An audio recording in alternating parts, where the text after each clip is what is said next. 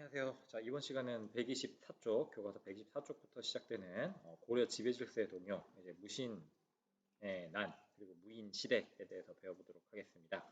자, 여기 보시면 이 만화는 어떤 거냐면 마도사모선의 비밀, 아마 여기 뭐 지방에서든 어디서든 이제 뭐 날전복, 전복젓갈 같은 이렇게 귀한 것들을 이렇게 계형이 높으신 분한테 뭐 이제 뇌물로 갖다 바치는 그런 느낌이 좀 드시죠?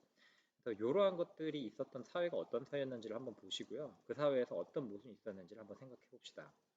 자, 무신의 세상이 되다라고 나와 있습니다. 그래서 이제 한 고려 건국의 한 200여 년간 귀족 중심의 정치 질서가 형성이 되었는데요. 그 질서를 우리는 이제 문벌 귀족 사회라고 얘기를 했습니다. 그래서 선생님이 이제 제목으로 고려 지배 질서의 동요, 그러니까 지배 시스템이 이제 제대로 작동하지 않고 동요됐다, 뭔가 문제가 생겼다 했는데 그 문제가 생겨서 나타난 게 바로 무인 시대다, 무인들의 시대, 무신들의 이제 시대가 등장을 하게 됐다라고 보입니다.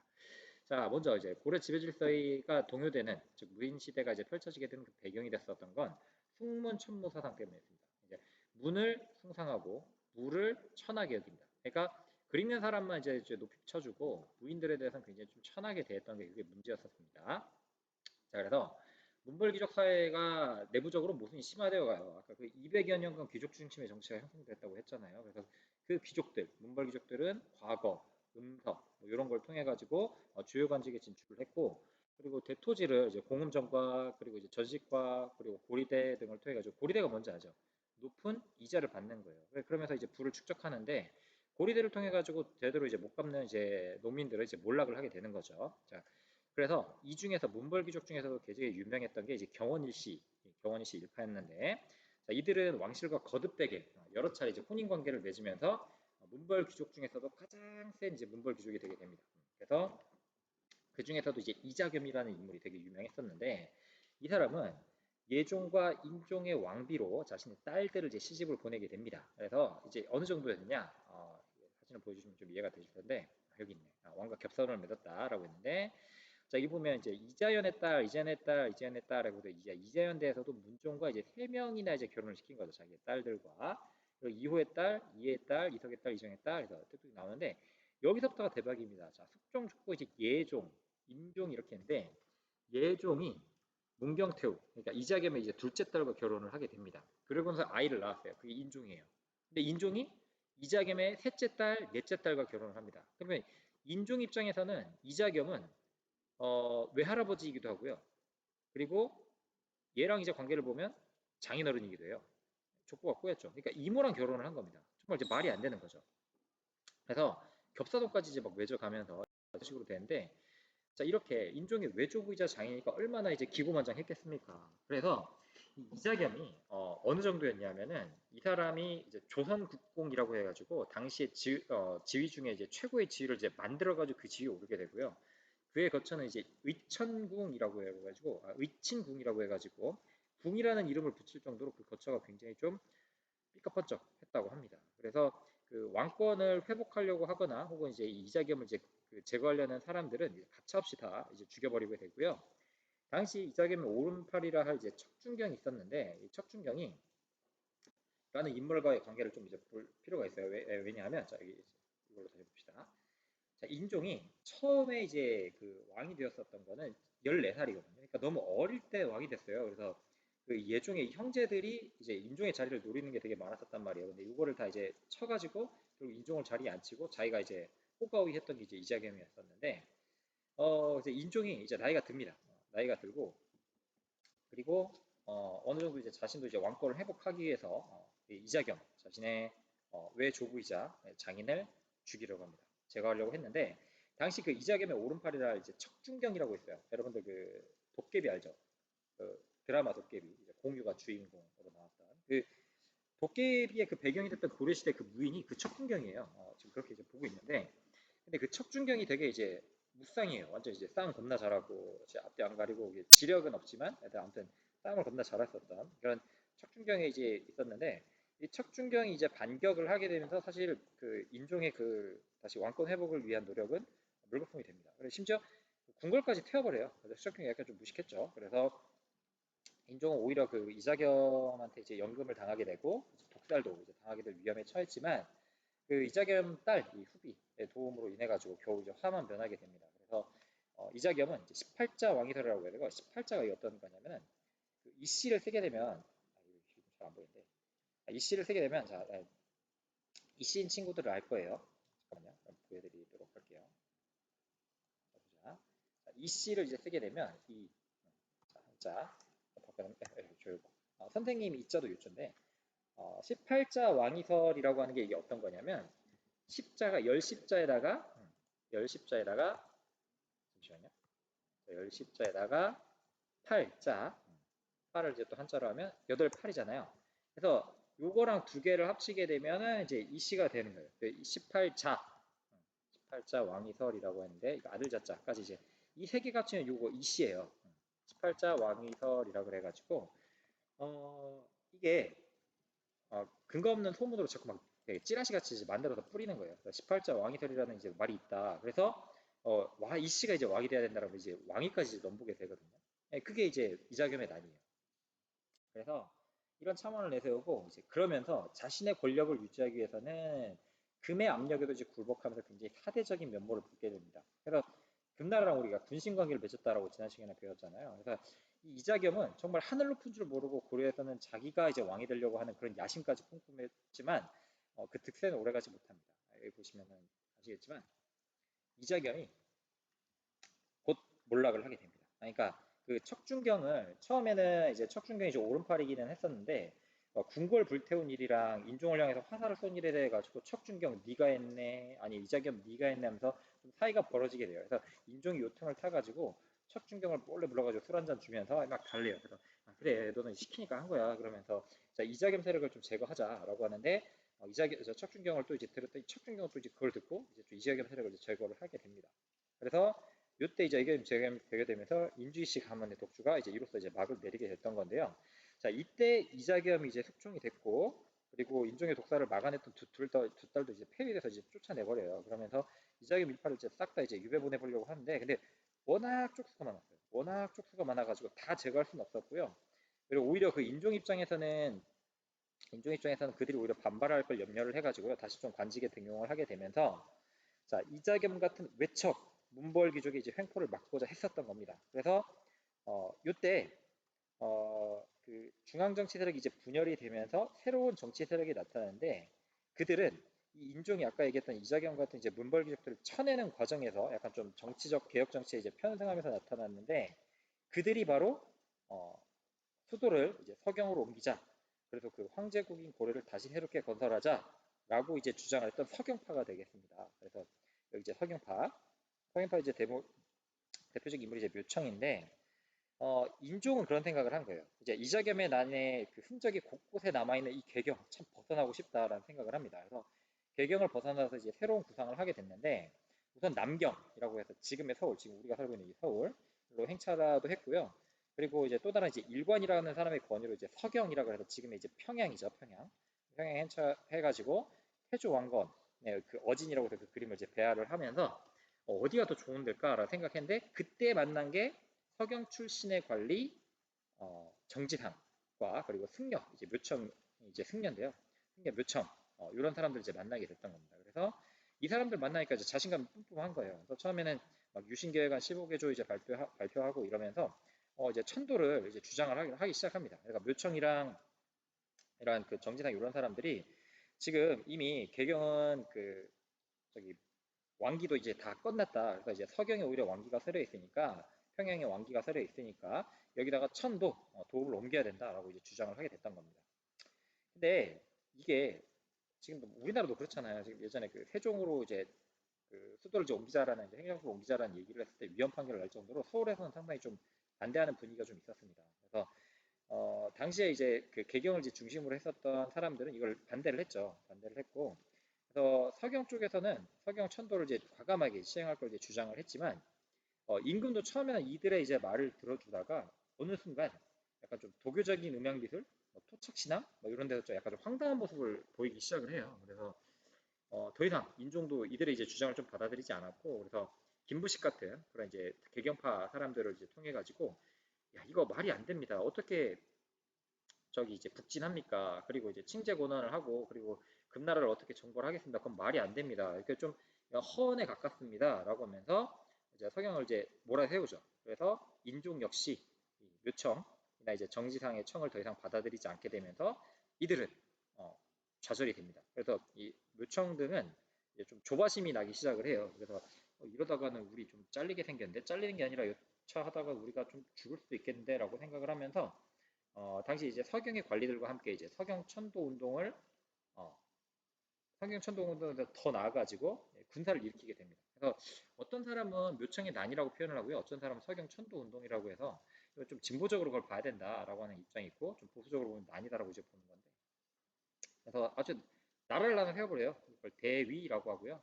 그다음에 이제 천계라고 해가지고 연호를 천계라고 해가지고 하나의 나라를 세워버리는데, 서경 지역의 반란인 거죠. 어떻게 보면 서경 지역의 이제 왕에 대한 이제 반란인데, 당시 이제 서북 지역의 농민들도 많이 참여를 했다 그러고 그렇습니다. 그래서 마치 이제 될 것 같았지만 뭐 안 되죠.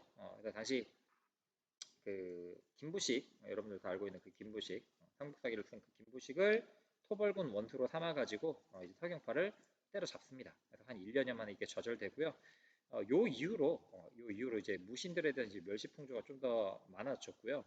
그리고 서경 지역, 그러니까 그 서북 지역에 대한 이제 불만도 점점 좀 많아지게 됐다. 서북 지역 사람들에 대한 차별이 많아져가지고 그 불만이 좀 많아지게 됩니다. 그래서 신채호 선생님은 이제 그 조선사 연구초라는 본인의 이제 서적에서 책에서 1000년의 제 일대 사건 요게 됐었어야 되는데라고 그걸 되게 아쉬움을 표현을 하셨거든요. 자, 그러면 그 아쉬움, 묘청의 서경천도 운동 결국 이 난으로 이제 끝나기는 했지만 간략하게 이제 비교를 하면 개경, 개성을 중심으로 한 서경, 평양을 중심으로 한 이 수도를 옮기지 말자, 옮기자라는 입장이었고, 자, 개경파는 이제 기성, 원래 이제 기성 이제 그 보수 세력, 이제 문벌 귀족들이 여기를 이제 차지하고 있었고요. 서경파는 이제 지방 출신이었습니다. 신진 관료들이었고 뭔가 좀 바꾸자라는 좀 분위기가 있었던 사람들이에요. 개경파는 그래서 유교를 중심으로 해서 큰 나라는 섬겨야지 맞지, 그리고 왕한테 충성해야지라는 그런 주장을 했었고, 서경파는 사상이 저기 배경사상 이제 풍수지리설이라서 그래서 이제 개경은 왕의 기운이 세웠고 서경이 왕의 기운이 다시 떠오르고 있다라고 그 풍수지리설을 주장을 했고요. 대외 정책으로는 사대주의죠. 이제 금나라에 사대를 했잖아요. 그죠? 근데 서경파는 뭔 소리야? 북쪽으로 나아가야지. 그래서 북진주의, 북진 정책 다시 시행하자라는 그런 주장을 했었고요. 그다음에 역사의식으로는 주로 이제 신라를 계승하는 시기. 그래서 이제 좀 신라 같은 경우에도 좀 나쁘게 보는 사람은 그게 무슨 통일이야. 통일이 아니고 이제 나라 고구려 땅 이제 거의 다 저쪽에다 떼어줬구만이라고 하는 그런 의식을 이제 보이기도 하고요. 근데 서경파는 이제 그걸 이제 비판하면서 이제 고구려 계승식, 또 북진으로 나아가야 된다. 그런 역사의식을 가졌고요. 중심 인물로는 김부식, 김인존, 그다음 서경파는 묘청, 정기당, 이들이 서경천도 운동의 중심 세력. 그다음에 주장은 이제 금에 대해서 사대를 주장했고, 이들은 개경을 중심으로 나라 이제 수도를 이제 키워야 된다고 얘기했고, 이들은 결국에는 난을 일으켰다 그랬죠. 칭제 권한이라 그래가지고 독자적인 연호를 쓰려고 했고, 금국 정벌론, 금나라 정벌하자. 우리는 자주국가다라는 걸 이제 강조했습니다. 자, 이렇게 해가지고 배경이 생겨났던 거예요. 그래서 이제 묘청의 성인천도 나무도 있고 그러면서 문벌귀족 사회가 지금 문제가 있으니까 이렇게 난도 일어났고, 이들의 편성해가지고 이제 묘청의 난까지 일어났는데 문제가 좀 계속 있었잖아요. 근데 다가 무신들의 최고 지휘관은 문신이었어요. 그러니까 무신이 아무리 잘나봤자 문신 밑이에요. 그리고 무신들에 대해서는 굉장히 좀그 똑같은 일을 하더라도 보수도 굉장히 안 좋았고요. 처우도 별로 안 좋았습니다. 그리고 그 다음에 있었던 이제 의종 같은 경우에는 굉장히 향락, 사치 이런 걸 굉장히 이제 즐겼던 왕이라고 합니다. 왕이 약해졌는데 문벌귀족 사회도 내부가 분열이 있었고 무신에 대한 차별은 점점 심해지고 자 그런 상황입니다 지금. 자 그때 무신정권이 일어납니다. 근데 이제 무신정권 초기에 무신정권 이제 초기를 얘기를 하자면 사실 이게 어떻게 났는지를 봐야 되는데요. 어, 무신정변은 그냥 처음부터 일어났던 건 아니고요. 정중부라고 하는 당시 무신의 짱이 난을 일으키게 됩니다. 당시 의종의 이제 향락, 사체가 굉장히 좀 하늘을 찌르렀었는데 어느 정도였냐? 자, 김돈중이라고 있어요. 당시 김부식의 아들이었는데 이 사람이 정중부, 당시 이제 그 60이 넘은 그 할아버지의 수염을 장난을 하다가 이 사람의 수염을 태워버립니다. 되게 건방지죠. 근데 이걸 히히호호 하면서 좀 무섭고, 심지어 그 의종 같은 경우에 이걸 되게 재밌다고 막 웃어버려요. 그냥 이게 나이가 든 사람인데. 그래서 이에 대한 좀 초도 잘 못 됐었고, 그리고 이건 좀 처신을 잘못한 거죠, 의종이. 그래서 지금 아무래도 화가 난 상태인데 요걸 보고 이제 이종 이제 보연어로 행차하면서 뭔가 좀 기분을 풀어주려고 했나 보죠. 근데 그 대장군 이소웅이 당시 게임을 시켜요. 게임을 시키는데 게임을 시키는데 여기서 이제 져요. 근데 뭐 대장군이라고 하더라도 나이가 되게 많은데 근데 이 사람은 이제 20대 이제 무신이랑 붙여놔가지고 게임에서 지게 됐는데 이 사람의 뺨을 당시 그 굉장히 어렸던 문신 한례가 이제 뺨을 때려버립니다. 그래서 이제 지금 그 차별 대우에 이제 안 그래도 불만 되게 많았었는데 이제 이성웅이 이제 정중부를 쳐가지고 당신은 형님은 이제 파이어 당했지만 불을 이제 내 수염에 불을 붙였지만 저는 뺨을 맞았습니다. 이거 어떻게 하면 보고가 있을 겁니까? 그러니까 야 칼 다 들어라고 해가지고 그 자리에서 여기 가가지고 이제 쿠데타를 이제 정변을 일으켜 버리는 거죠. 정중부, 이방, 이고 등이 이제 문신들을 싹 다 죽여버리고요. 그래서 뭐 문신들이 해봤자 뭐 붙들고 싸울 것도 아니잖아요. 싹 죽인 대로 다 죽어버립니다. 그리고 의종을 폐위하고 이제 명종 옹립, 이제 명종을 왕이 이제 세우게 되고요. 그러면서 실질적으로 이제 문신들이 정권을 잡게 되죠. 그래서 문신 중심의 사회가 붕괴가 되고 무신 정권이 이제 수립되게 됐는데 자 이때부터 무신 독재 정치를 했다라고 봅니다. 그래서 무신들이 뭔가 중요한 걸 이제 정할 때는 중요한 걸 정하는 방, 중방, 무신 회의기구인데 여기가 이제 최고 권력 기구가 되고요. 도방이라 그래가지고 이거는 경대승에 사실 이제 처음에 사병 집단으로 시작을 했는데 자신들이 이제 그 무신들이 자꾸 난립을 하게 돼요. 여기 보면 아시겠지만 이렇게 무신들이 계속 이제 변하게 되거든요. 그래서 신변보호를 위해 가지고 이제 도방이라고 하는 기구도 만들게 됩니다. 그리고 정권쟁탈전이 한참 일어나요. 그래서 나도 할 거야라고 하면서 이제 처음에 정중부, 이고, 이방 이제 중방을 설치하면서 설치를 했다가 이제 경대승 이민으로 이제 가면서 형성기, 권력 다툼이 이제 형성기가 되게 되고요. 그래서 특히나 이 이민 같은 경우에 천민 출신이에요. 천민 출신이다 보니까 그럼 나도? 라는 생각을 사람들이 이제 많이 하게 되죠. 그다음에 이후에 이제 황립기가라고 이제 얘기했는데 이제 최충원이 권력을 장악하고 나서 한 60여 년간은 이제 한 최씨 정권 이제 유지가 됩니다. 유지가 되게 되고요. 최충원이 이제 교정도감을 설치를 해가지고 국가 중요 정책을 이제 이때 결정을 했고요. 당시 이제 도방을 좀 더 조직해가지고 도방을 조직하고 더 강화를 했다고 합니다. 인사처리를 이때 이렇게 했고요. 신변보호를 이렇게 했고요. 도방이니까 경대성에 이제 신변보호를 하는 그런 장치를 좀 더 강화해서 신변보호를 조직적으로 이제 하게 됐고요. 최양 최애로 넘어가게 되면서 도방을 더 강화하고 교정도방 그리고 중방과 서방을 설치했다라고 하는데 서방은 글서자예요. 그래서 이제 문신 등을 좀 두루 학문적인 능력을 갖춘 이제 문신들을 좀 등용하기도 했습니다. 왜냐하면 행정적인 능력도 필요했거든요. 그러니까 이들은 뭔가 좀 비전이 있어가지고 권력을 이제 쟁취하려 한 게 아니라 일단 열받아가지고 나머지 다 죽여버렸더니 자신이 권력을 얻은 거라서 그래서 좀 뭔가 좀 그 정책적인 학문적인 능력을 갖춘 사람이 필요하다라고 해가지고 서방을 설치해서 문신들을 등용해서 정책적인 자문을 얻기도 했던 겁니다. 그래서 나중에는 이제 붕괴기 때 가서는 이제 김준, 이면, 이묘무로 이어지는 요 라인에서는 이제 개경으로 다시 이제 왕이 환도를 하면서 무인 정권이 종말되게 되죠. 그래서 이 시기 때 이제 몽골과 맞서 싸우잖아요. 몽골과 맞서 싸우는데 이때 이제 개경으로 다시 환도하게 되면서 무인 정권은 종말하게 됩니다. 그래서 요 시기 때 무신정변으로 무인들이 이제 권력은 장악했지만 사실 일반 평민들의 삶은 그렇게 나아지진 않았거든요. 오히려 무신들끼리 이제 서로 지금 이렇게 계속 이제 싸우게 되면서 사회는 혼란해졌고 중앙정부 통제력은 약화되고 무신 집권자들은 뭔가 좀 나라 백성들을 어떻게 잘 살게 할까가 아니라 오히려 자신들 막 농장 확대하고 막 세금만 더 걷어들이니까 오히려 농민들한테는 부담만 더 커진 거예요. 그래서 그들은 막 유랑하거나 도적이 되거나 천민들도 봉기하고 막 그런 상황이었었던 겁니다. 그래서 밀란 발생이 굉장히 많아졌어요. 그래서 이에 대해서 이제 좀 반발을 했던 이제 운동들이 있었는데 여기 보면 이제 김보당의 난, 그다음에 조이총의 난, 뭐 이렇게 나와 있는데 김보당과 조이총은 어쩌면은 다시 이제 문신 세력으로 이제 그 무신에 대해서 이제 반발을 했던 셈인데 이것도 금방 망하게 되고요. 조이총의 난은 이제 서북지방, 아까 얘기했었던 저기 이제 묘청에 있었던 서경을 중심으로 했던 그 서북지방에서 그 지역에 대한 이제 차별 때문에 이제 일어났는데 이것도 마찬가지 진압이 되게 됩니다. 이제 농민분기로는요, 이제 김삼이, 효심의 난이 이제 경상도 지역에서 있었고요. 그리고 많이 망소의 난이 이제 공주, 영학소를 중심으로 해서 일어나게 됩니다. 그래서 그 많이 망소의 난은 이 교과서에도 나오는데요. 이 교과서 가지고 한번 좀 정리를 해봅시다. 여기 보시면 어, 자, 농민분기 있고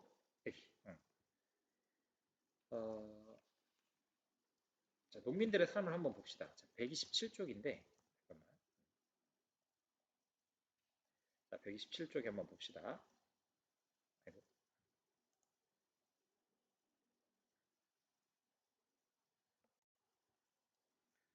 페이지 127쪽에 보면 해가 떠도 달이 떠도 고단한 농민들이라고 표현이 나와 있는데요. 자, 왕을 위해 중미정이라는 정자를 짓는데 동원되었던 농민들은 각자 먹을 거리를 마련해요.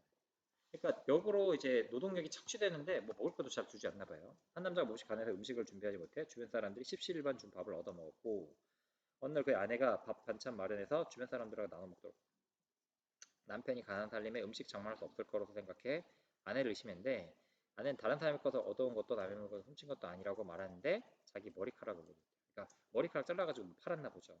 그래서 음식 함께 먹지 못하고 슬퍼했다라고 하는데 자 1번 봅시다.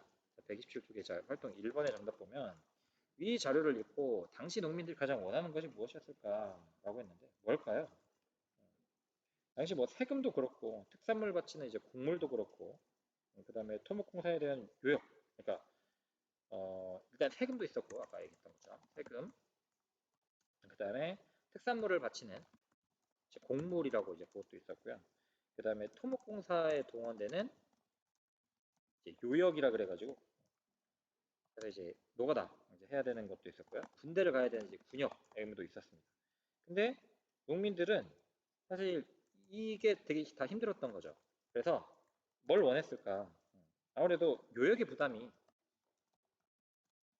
어, 줄어들기 원했겠죠. 물론 세금, 특산물 뭐 이런 것들 다 근데 왜냐하면 요역을 왜 그랬냐면 토목공사 요원으로 이제 착취되게 되면 가족이랑 떨어져야 되잖아요. 그리고 가족들한테도 부담을 주게 되니까 자기 해야 될 농사는 못 지으니까 그래서 요거에 아마 좀 가장 크게 좀 줄어들기를 원하지 않았을까라는 생각이 듭니다.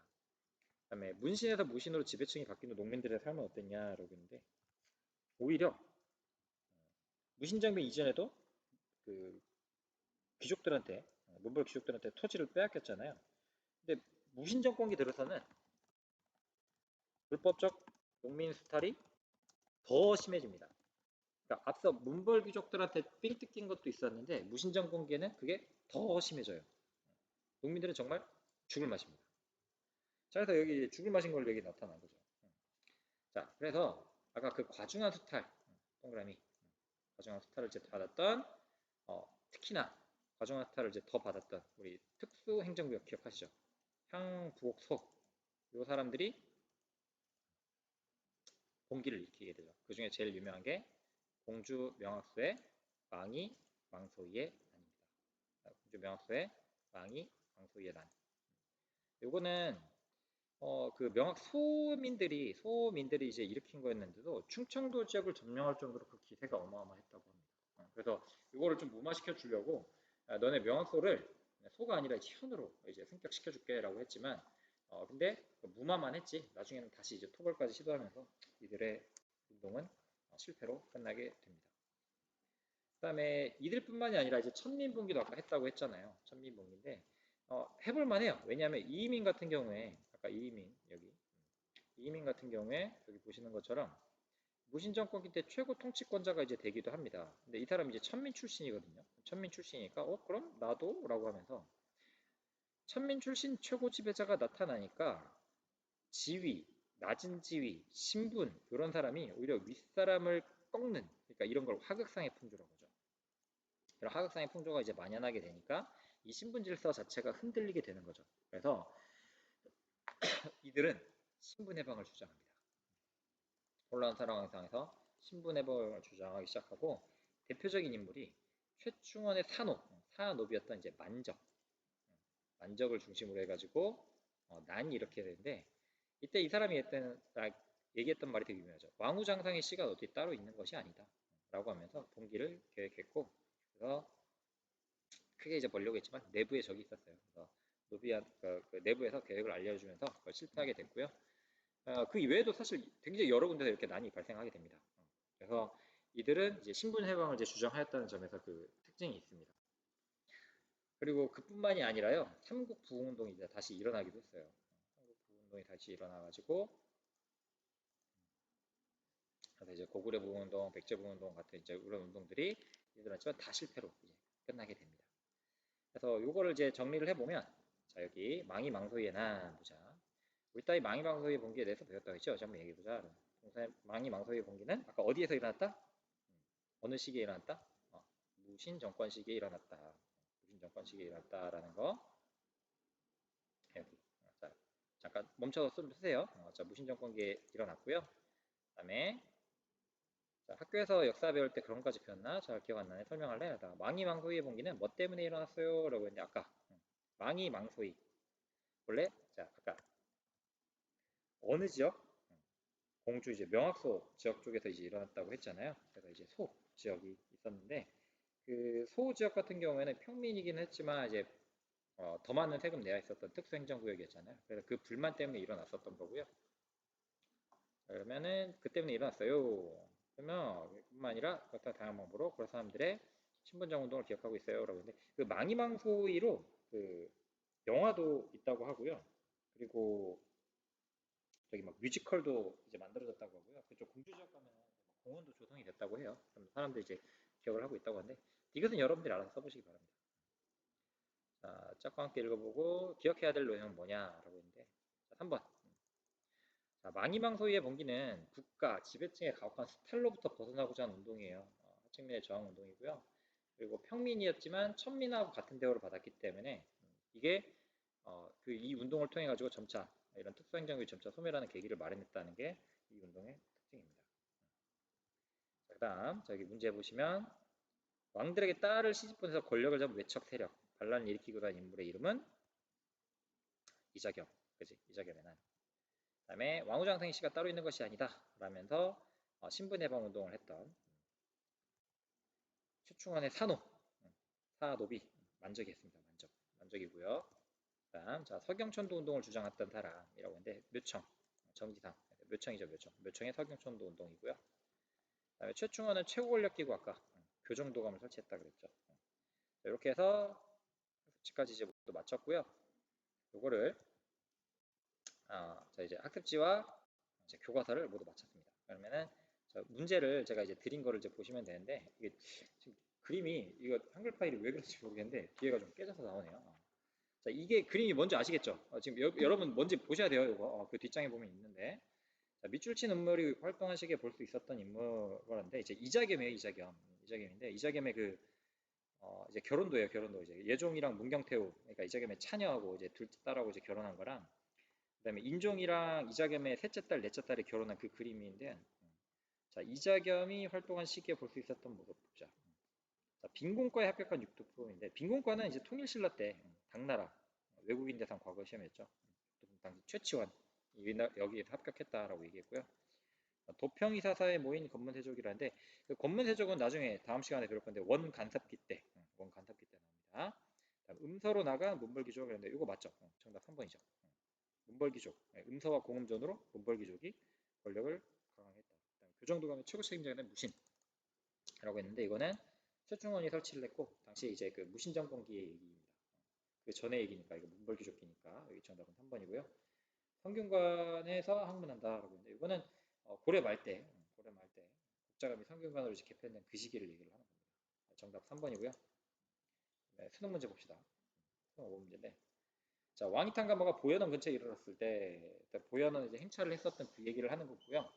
자, 보현원 문으로 들어서고 여러 신하들은 물러나는데 이부 등이 임종석, 이복기, 한례를 죽였다라고 아까 한례 그 뺨 때리네. 자, 왕을 모시던 문신과宦관들도 모두 제거했고 개경에 있었던 문신 50명도 살해했다. 정중부 등이 왕을 모시고 궁으로 들어왔다라고 했는데 자 이거 지금 여러분들은 지금 보셔야 되는데 지금 여기 왜 안 보이는지 모르겠습니다. 자 근데 자, 보시면은 이제 뭐 귀주대첩, 이자겸의 난, 묘청의 난, 강화도천도, 개경천도, 위화도 해고 뭐 이렇게 순서들이 있는데 자 생각을 해봅시다. 이거는 무신정권 무신의 난이죠. 무신의 난이니까 아까 이자겸의 난 있고 묘청의 난 있는 다음에 그 다음에 나타난 거예요. 그래서 정답은 어떻게 될까요? 그래서 묘청의 난 다음에 이제 일어나야 되겠죠. 그래서 이거는 정답은 3번이 되겠습니다. 3번 다가 되겠고요. 그다음에 자 여기 자 가인물에 대한 설명을 해봐라. 자, 가야 관련된라고 했는데 자 이게 왼쪽이 김부식이 있고요. 오른쪽은 이제 스님이 한 명 보이죠. 정지상과 함께 칭제 권원을 주장을 했다라고 나오고 풍수지리서를 정치적으로 이용한 승려다라고 나오는데 이거는 누굴까요? 아까 묘청의 서경천도 운동을 얘기를 했던 거니까 정답은 서경천도 운동 4번입니다. 다음에 수능 5번 문제인데 이것도 별로 안 어려워요. 자, 가에 들어갈 내용 우리 문에서 발표하기로 한 특수행정구역, 향소, 보곡, 항북, 서야. 무신짓고에 있었던 망이망소이가 서의 주민이었어. 이런 지역의 주민들은 어땠을까? 라고 했는데 차별받았죠. 일반 군현민에 비해서 차별 대우를 많이 받았기 때문에 공주 명학소에서 난을 일으켰다라고 했었죠. 네, 정답 1번입니다. 자, 이렇게 해가지고 지금 다 이번 단원, 이제 3단원까지 모두 다 배워봤습니다. 수고하셨습니다.